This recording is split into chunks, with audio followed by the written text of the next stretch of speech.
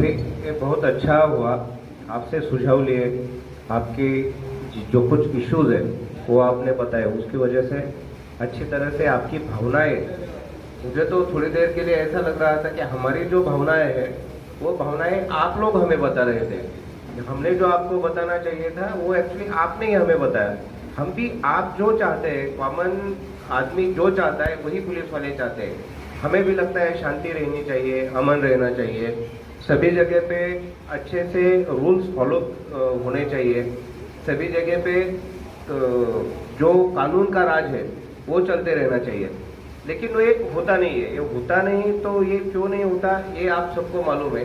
ये कंट्रोल करने के लिए ये कहा जाता है कि जो आम आदमी है वो बिना यूनिफॉर्म वाला पुलिस है और पुलिस वाला ये यूनिफॉर्म पहना हुआ आम आदमी है।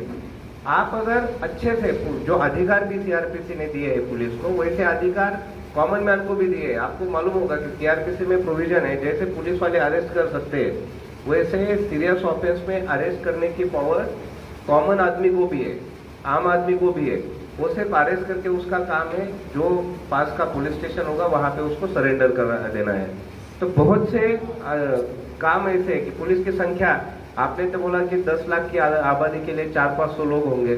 कितने लोग आए तुमच्याकडे? 130 लोगों में हमारे सीनियर पे है ये पूरा मुमरा यानी सिर्फ मुमरा नहीं है, ये एरिया तो है, इसके साथ दीवा भी है और उसमें लॉ एंड ऑर्डर है, क्राइम है, कोर्ट का काम है, समन्स वारंट है, बाहर के अलग अलग कमीशन है वहां पे जाना है, बहुत सारे काम है कि वो काम में करने के लिए वो हमारे पास ये कम है, नंबर कम है। लेकिन हमारे पास सबसे अच्छा जो है कानून हमारे पास है, कानून ने दिए हुए अधिकार हमारे पास, इसलिए उसका अच्छे से प्रयोग किया।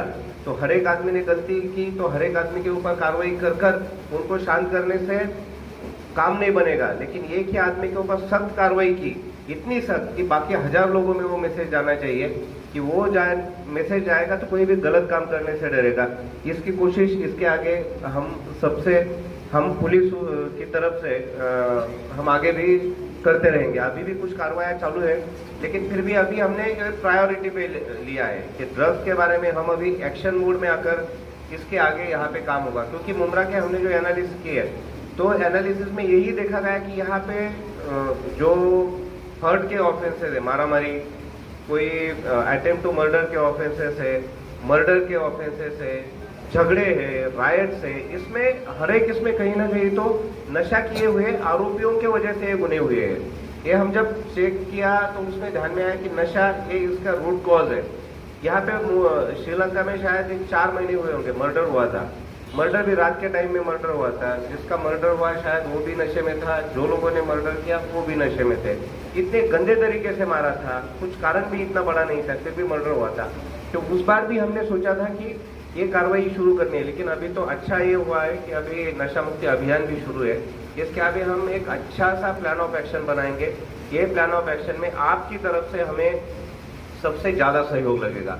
हम ये नहीं कहेंगे कि कोई नशेड़ी आदमी है, कोई ड्रग पेडलर है, उसको सीधे आप जाकर उसको पकड़ के ही लाओ, इतनी हिम्मत कोई दिखाएगा नहीं, क्योंकि आपके पास वो प्रोटेक्शन नहीं, आपके पास उतनी सिक्योरिटी आपके पास नहीं रह गया, मन में डर रहेगा कि हम कार्रवाई कैसे करें। लेकिन आप अगर पुलिस को ऐसा भी कोई कार्रवाई करेगा तो वो भी मैं बताता हूँ, हम आपको हमारी तरफ से जितनी सुरक्षा प्रोवाइड कर सकते हैं वो प्रोवाइड करेंगे। कोई कार्रवाई करता है तो फिर भी आपको डर लगता है किसी को, तो पुलिस को इन्फॉर्म करें। आप सबको मालूम है 100 नंबर 100 या अभी 112 नंबर आया है, यहाँ पे कॉल किया तो कंट्रोल रूम में कॉल जाता है, कॉल जाती है मुंबई पनवेल के कंट्रोल रूम में और एक नागपुर के कंट्रोल रूम में जाता है, जो अवेलेबल होगा वहाँ से फिर वो पुलिस कंट्रोल रूम थाना में आती है और थाना से हमारे जो बीट मार्शल्स है, 4 व्हीलर्स है, वहाँ पे वो कॉल आते हैं। कभी भी पुलिस की आपको मदद चाहिए तो 100 नंबर या 112 नंबर आपने डायल किया तो पुलिस की मदद आपको पहुँच जाती है। हम उसके जरिए हमारी मदद पहुँचाने की कोशिश करेंगे।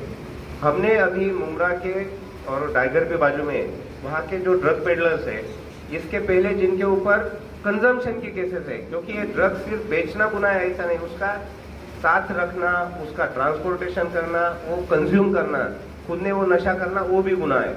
तो कैसे भी है, उनकी हमने लिस्ट बनाई है। वो आरोपी अगर फिर से गुनाह करेंगे तो उनके ऊपर स्ट्रिक्ट से स्ट्रिक्ट कार्रवाई होगी। उनको अगर 107, 110 की चैप्टर केस की कार्रवाई करनी है, यहाँ बैठे वाले शिंदे साहब वो कार्रवाई करेंगे, एसीपी साहब। उनको तड़ीपार करने वाला होगा तो तड़ीपार के पावर्स मेरे पास है, मैं तड़ीपार कर दूंगा। उससे भी ज्यादा ऑफेंसेस होते हैं तो एमपीडीए जैसे बहुत स्ट्रिक्ट कार्रवाई है, उसमें 1 साल तक वो केस चलाने की कोई जरूरी नहीं उसमें, कि बाकी केस कोर्ट में चलते हैं, लेकिन ये सिर्फ हमारे रिपोर्ट गए तो सीपी साहब को अधिकार है, एमपीडीएमओ 1 साल तक उसको जेल में बंद रख सकते हैं, उसको बेल भी नहीं और बाहर भी नहीं आ सकता हूँ। तो ये स्ट्रिंजेंट एक्शन, चैप्टर केसेस, तड़ीपारी और एमपीडीए, ये स्ट्रिंजेंट एक्शन हम इनके ऊपर करने वाले लिस्ट हमारे पास तैयार है। मैं यहाँ सभी जो ड्रग पेडलर्स है उनको चेतावनी देना चाहता हूँ, आप सुधर जाइए, ये अब तक जो हुआ होगा वो पीछे रखिए, लेकिन आज से ये बंद करिए। अगर कोई भी करता है तो बहुत स्ट्रिक्ट एक्शन हमारी तरफ से होगा। और ये जो हमारी माताएं यहाँ पे बैठी है, बहनें यहाँ पे बैठी है, आपको भी जिस घर में नशा करने वाला लड़का है उस घर की हालत इतनी बदतर हो जाती है, इतनी खराब हो जाती है तो वो माँ को भी लगता है कि ऐसा बेटा मैंने क्यों पैदा किया, इसके वजह से पूरे समाज में कोई कीमत नहीं रहती, तो हर बार वो मेंटली टेंशन में रहती है, समाज में कोई गिनता नहीं, पैसा भी उनके पास रहता नहीं, खर्चा बहुत ज्यादा होता है। तो ऐसे बात में मैं आप सभी को यही विनती करता हूँ, जिसके लड़के या भाई ऐसी कोई नशा करते हैं तो वो भी आप पुलिस स्टेशन में आके कंप्लेन दे सकते हो। अगर क्योंकि आप देखिए कोई ड्रग्स का नशा करता है, खुद की तबीयत खराब हो जाती है, पूरी फैमिली खराब हो जाती है, फैमिली का वातावरण खराब हो जाता है, उनकी फाइनेंशियल सिचुएशन खराब हो जाती है, अड़ोस पड़ोस वाले परेशान रहते हैं, पूरा समाज खराब हो जाता है। इसमें अगर ऐसा कोई है आपके घर में तो आप आके कंप्लेन दीजिए, जहां से ये जाके खरीद के लाता है वो उसका नाम दीजिए, हम 328 आईपीसी का गुना दाखिल करेंगे कि ये ऐसे जानलेवा चीजें बेचते हैं, वो चीजें लेने से हमारे बच्चे की तबीयत खराब हो गई, हम वो बेचने वालों के ऊपर 328 की अलग से गुना दाखिल करेंगे। ये जो ड्रग्स का मामला जो है एनडीपीएस एक्ट के अंतर्गत हम जो गुनाहें दाखिल करेंगे उससे अलग केसेस हम दाखिल करेंगे। तो आप सभी से या जिनके बच्चे अगर होंगे जो नशा करते हैं वो भी आप हमारे पास आइए, उनके पास हम गुने दाखिल करेंगे। 18 साल के कम उम्र वाले किसी भी बच्चे को सिगारेट कोई बेचता है या टोबैको प्रोडक्ट्स जो है, तंबाकू होगा या सिगारेट होगा और कुछ गुटखा होगा, वो अगर बेचता है तो वो भी कंप्लेन आप दीजिए, जुवेनाइल जस्टिस एक्ट के अंतर्गत हम उनके ऊपर कार्रवाई करेंगे। आप वो बातें हमें पुलिस स्टेशन को बताइए, यानी ये अलग टोटल अलग केस है। एनडीपीएस की केस रेड कर जो केस करते हैं वो टोटली अलग है, और आपके बच्चे को वो बेचता है इसलिए घर वाले भी उनके ऊपर कंप्लेन कर सकते हैं, हम वो भी गुने दाखिल करेंगे। इसके बाद ये जो एरिया आपने बताया, तो एरिया के जो सभी हमारे कारपोरेटर साहब भी है यहाँ पे, राजू भाई ने आज का ये अरेंजमेंट किया, आपसे भी विनती है मेरी, ऐसे कई लोग होंगे आप उनको समझाइए, नहीं तो हमें उनकी जितनी इन्फॉर्मेशन आ जाएगी, अभी पब्लिक से भी मुझे गारंटी है आप 100% हमें जानकारी दोगे, आपके पास से भी आएगी तो हम भी हमारी तरफ से कार्रवाई करेंगे। और सेक्शन जितने स्ट्रिंजेंट सेक्शन लगा सकते हैं, जितने बड़े सेक्शंस लगा सकते हैं, वो बड़े से बड़े सेक्शन लगाकर कार्रवाई करेंगे। और वो कार्रवाई सिर्फ अरेस्ट होके बेल होने के लिए सिर्फ अरेस्ट करने तक नहीं देखेंगे, क्योंकि आप देखेंगे एक रेड की, उसको पकड़ के लेके आए, पब्लिक में से चला के लेके आए, 2-4 झापड़े लगाए, ये गए तो लोगों को लगता है कि यार बहुत अच्छा काम चल रहा है। हम इतने तक सीमित नहीं रहेंगे, हम उसके आगे जाके क्वालिटी इन्वेस्टिगेशन करेंगे, क्योंकि जब ये केस कोर्ट में जाता है, कोर्ट में आप नहीं रहते, यहाँ का जो माहौल है वो नहीं रहता है, कोर्ट में जो कुछ जाता है वो सिर्फ आपका पेपर जाता है, तो क्वालिटी पेपर वर्क होगा, वो लोगों को ज्यादा से ज्यादा कम से कम 10 साल के लिए वो अंदर जाए, इतना अच्छा इन्वेस्टिगेशन करने के लिए कोशिश हमारी रहेगी। ये तो अनसीन काम रहेगा, जो दिखने वाला काम नहीं है, जो पेपर वर्क होगा, तो वो भी सीन वर्क और अनसीन वर्क हम दोनों काम अच्छे से करने की पूरी कोशिश करेंगे। और हमारी यही कोशिश रहेगी कि ये एनडीपीएस कम हो जाए, यहाँ पे ड्रग्स जो बेचा जाता है, नशा किया जाता है, वो कम होना चाहिए। इसके लिए आपका सहयोग हमें लगेगा, कार्रवाई करने के लिए आप हमारे आंख और कान अगर बनोगे तो बहुत अच्छे से हम ये बातें कंट्रोल कर सकते हैं। जो आपकी भावना है वो वही हमारी भी भावना है, और ये ड्रग्स का कारोबार है वो कम होगा। बाकी ये जो सिस्टम है इसमें ज्यादा गुना किसी के ऊपर मिलते हैं तो आपको मौका मालूम होगा, एमसीओसी है, हम मौका के अंतर्गत भी कोई कार्रवाई के लिए फिट केस मिलते हैं तो मौका भी हम इसमें लगाएंगे, और उनसे से ज्यादा कंट्रोल करने के लिए स्ट्रिक्ट कार्रवाई उनके ऊपर होगी। बाकी अभी मुझे 13 इंस्ट्रक्शंस मिली आप सभी से, तो इंस्ट्रक्शंस मैंने नोट किए कि गुटखा सिगरेट है कोटपा के अंतर्गत कहाँ पे है, तो उनके ऊपर कार्रवाई करेंगे। और ये शुरुआत यही से होती है, ये तो बिल्कुल सही है। यहाँ पे कुछ आपल्याला याच्यात काय हे करावं लागेल ना, यांना वॉर्निंग देऊन ठेवणं आणि हे दुकानं आपल्याला 11 वाजता बंद करणं, काय याच्यात त्यांना इन्स्ट्रक्शन देणं 12 वाजेपर्यंत.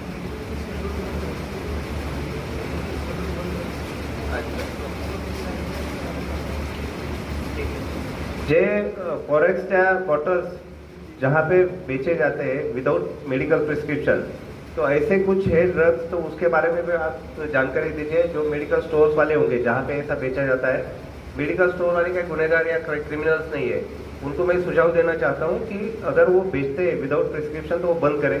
हमारे डिकॉय या हमारे पंटर केसेस होंगी उनके ऊपर, अगर कोई वैसे मिलता है तो वो मेडिकल वाले के ऊपर भी स्ट्रिक्ट कार्रवाई होगी. तो आप हमारी तरफ से मैसेज उनके पास कन्वे करिए, ये ऐसा होगा नहीं.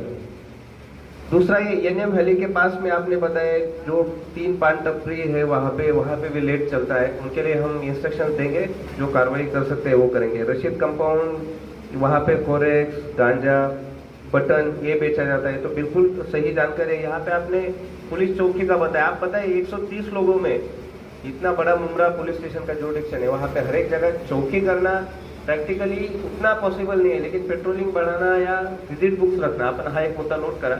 अब ते विजिट बुक वगैरह ठेवूयात, म्हणजे रेग्युलर आपल्या विजिट्स होतील तिथं. नहीं तो हम एक QR कोड का भी हम सोच रहे हैं मुमरा पुलिस स्टेशन के लिए, जो हमारे विजिट के लिए आएंगे तो वो चेक कर लेंगे. वो QR कोड का सिस्टम हम पेट्रोलिंग के लिए लॉन्च करने जा रहे हैं, तो एक 1-1.5 महीने में वो शुरू होगा. तो फिर उसमें भी और ज़्यादा विजिबिलिटी रहेगी पुलिस की, इसके लिए हमारी कोशिश रहेगी.